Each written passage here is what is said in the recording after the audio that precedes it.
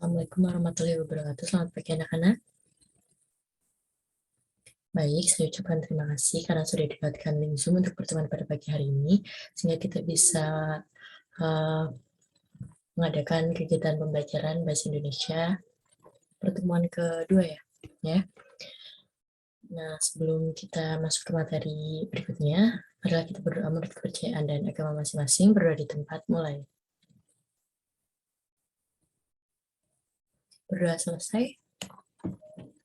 Sebelumnya, kalian presensi dulu di Google Form yang sudah saya kirim di WhatsApp grup.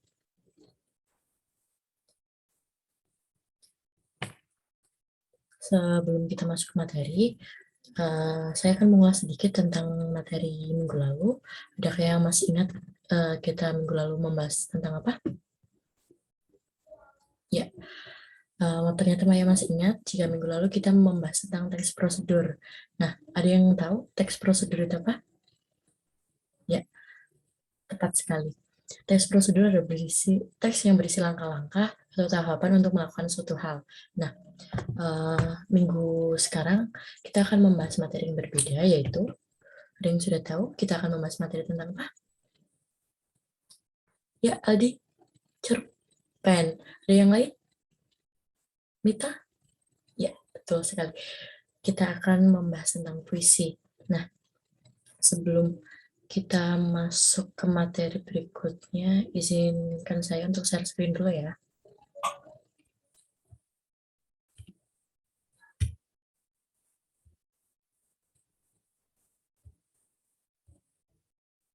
Nah, saya yakin kalian pasti sudah tidak asing dengan apa itu puisi, bagaimana cara pembuatannya, bagaimana cara membacakannya, karena sebelum di jenjang SMA ini kalian sudah mendapatkan materi tentang puisi di SD maupun SMP. Nah, mungkin kalian SD hanya membacakan saja ataupun kalian pernah mengikuti lomba baca puisi di tingkat SD, terus mungkin di tingkat SMP kalian sudah belajar untuk membuat puisi lalu membacakannya. Nah, sekarang di SMA kalian akan mendapat materi tambahan mengenai puisi, akan kalian untuk memperluas pengetahuan kalian lebih lanjut. Sebelum masuk ke materi, ada yang tahu apakah manfaat dari kita mempelajari puisi atau membuat puisi? Raise hand saja atau langsung on mic ya? Ya, Aldo? Ya, baik. Menurut Aldo, manfaat dari puisi adalah kita bisa mengembangkan kosakata. Ya, betul sekali. Karena dalam membuat puisi, kita akan dituntut untuk berimajinasi tentang kata-kata yang akan kita buat, yang akan kita rangkai menjadi bait-bait yang nantinya akan menjadi puisi. Nah, dalam pembuatan ini kita akan dituntut untuk terampil dan bisa memilih kosakata yang baik dan yang tepat untuk digunakan dalam membuat puisi ini. Nah, sebelumnya ada yang tahu pasti sudah nggak asing lagi kan pengertian puisi itu apa. Nah, ada yang masih ingat apakah pengertian puisi itu? Ya, Lina? Ya, tepat sekali. Menurut Lina, puisi adalah bentuk karya sastra yang menggunakan kata indah dan kaya akan makna. Nah, keindahan puisi ini disebabkan oleh diksi, majas atau irama yang terkandung di dalamnya. Nah, kita akan bahas lebih lanjut di slide selanjutnya ya.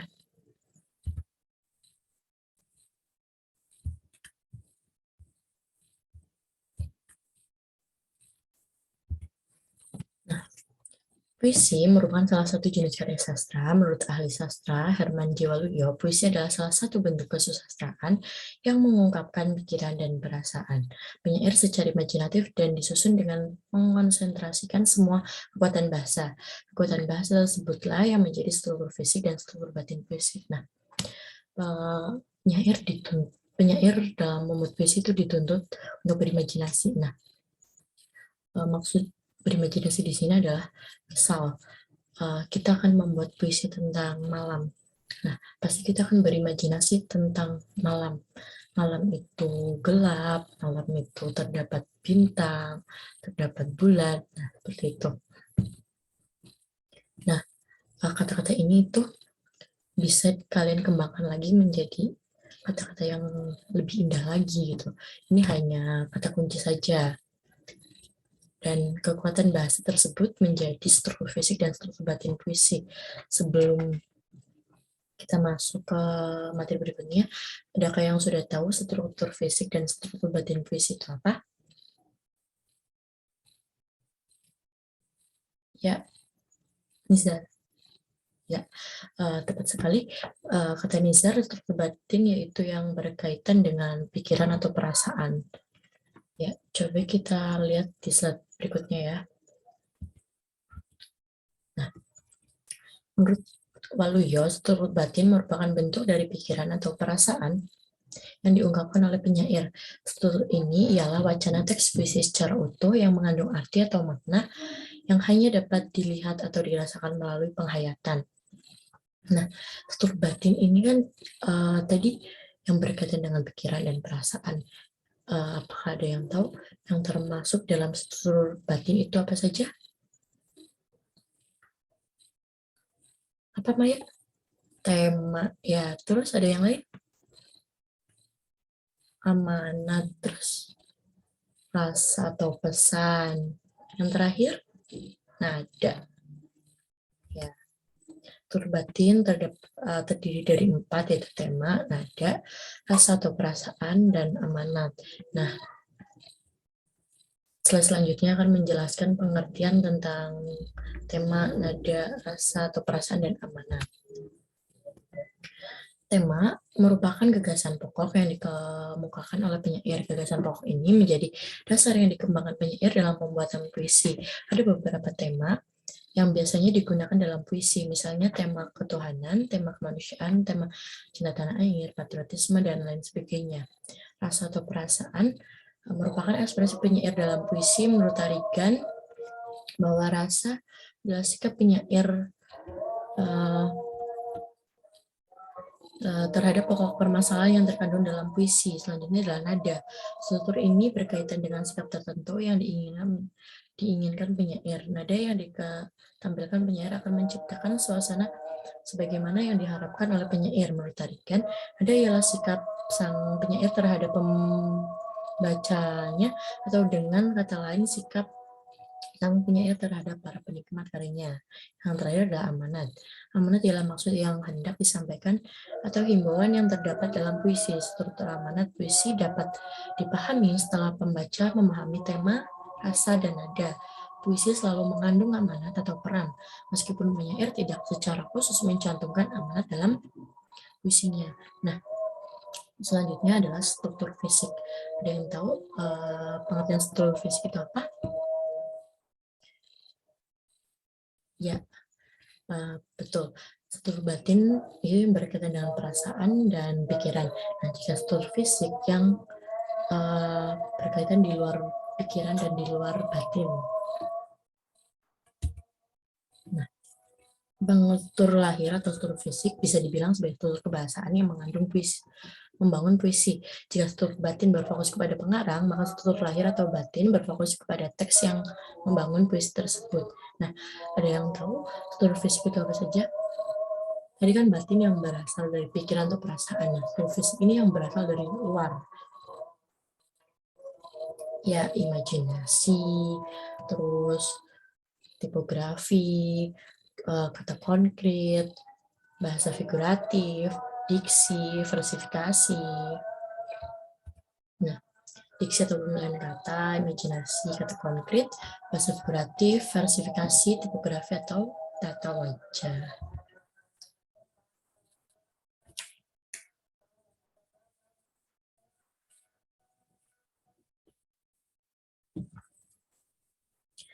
Selanjutnya, berikutnya adalah diksi. Diksi adalah pemilihan kata yang tepat dapat memperkuat serta memperjelas daya bayang pikiran manusia. Pemilihan kata harus mempertimbangkan makna komposisi bunyi dalam rima kedudukannya, kedudukan kata di tengah konteks dengan kata lain, serta kedudukan kata lain kata dalam keseluruhan puisi yang diciptakan. Selanjutnya adalah imajinasi. Imajinasi berkaitan dengan mengungkapkan pengalaman sensorik, yaitu penglihatan, pendengaran, dan perasaan dalam puisi melalui diksi dan kata konkret. Maka dari itu pengimajian dibedakan menjadi tiga, yaitu imaji auditif, imaji visual, dan imaji cita rasa. Imaji auditif adalah imajinasi yang berkaitan dengan pendengaran, imajinasi visual yang berkaitan dengan penglihatan, dan imaji cita rasa adalah yang berkaitan dengan perasaan. Selanjutnya kata konkret menjadi syarat terjadinya pengimajian jika si penyair mampu mengkonkretkan kata-kata, maka puisi akan membawa pembaca seolah mendengar, melihat, dan bahkan merasakan. Selanjutnya adalah figuratif. Bahasa figuratif berarti penyair menggunakan bahasa yang bersusun-susun atau berfigura. Maksudnya ialah bahasa figuratif berkaitan dengan kiasan dan perlambangan dalam puisi. Bahasa figuratif dapat membuat puisi menjadi lebih indah dan mengandung banyak makna. Nah, rata-rata puisi itu menggunakan bahasa kiasan. Nah, bahasa kiasan ini banyak memiliki makna dan akan membuat puisi itu menjadi lebih indah. Selanjutnya adalah versifikasi. Versifikasi berkaitan dengan rima, ritma, dan metrum. Rima adalah pengulangan bunyi untuk membentuk musikalisasi. Ritma berhubungan dengan bunyi, pengulangan frasa, dan pengulangan kalimat. Sedangkan metrum merupakan ukuran irama yang ditentukan oleh jumlah dan panjang tekanan suatu kata. Hanya saja metrum dalam puisi sulit untuk ditentukan. Yang terakhir adalah tipografi atau tata wajah.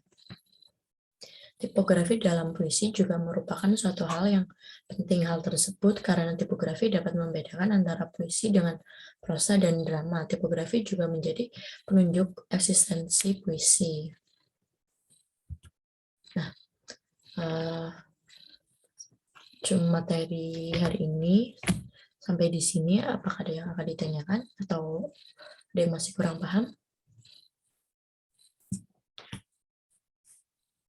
Baik, jika tidak, saya sudah menyuruh kalian untuk melihat video YouTube sebelumnya. Nah, setelah kalian melihat video tersebut, cobalah kalian menganalisis bagaimana struktur batin dan struktur fisik video puisi yang sudah kalian lihat. Nah, itu untuk tugas hari ini. Nah, tugas untuk minggu depan adalah kalian membuat karya puisi sendiri. Saya batasi temanya yaitu tentang kemanusiaan, sosial, dan budaya. Nah, setelah kalian membuat puisi sendiri, minggu depan kalian membacakannya di Zoom ya. Besok Zoom khusus untuk pembacaan puisi. Nah, saya juga memberikan tugas untuk pembuatan musikalisasi puisi, dan saya beri waktu 2 minggu dari sekarang. Boleh dari puisi yang sudah kalian buat atau kalian boleh memakai puisi yang lain atau yang sudah ada. Nah, musikalisasi puisi ini kalian upload di TikTok ya, di TikTok masing-masing, karena saya yakin pasti kalian sudah punya TikTok sendiri-sendiri, karena nggak mungkin zaman sekarang kalian nggak punya TikTok di HP kalian ya. Nah, siapa tahu video musikalisasi puisi kalian itu bakalan VIP, terus banyak yang komen, banyak yang mengetahui karya kalian gitu ya. Nah, jika tidak ada yang bertanya, itu saja tugas dari saya. Selamat mengerjakan tugas, semoga lancar dan hasilnya memuaskan. Saya cukupkan sekian. Assalamualaikum warahmatullahi wabarakatuh.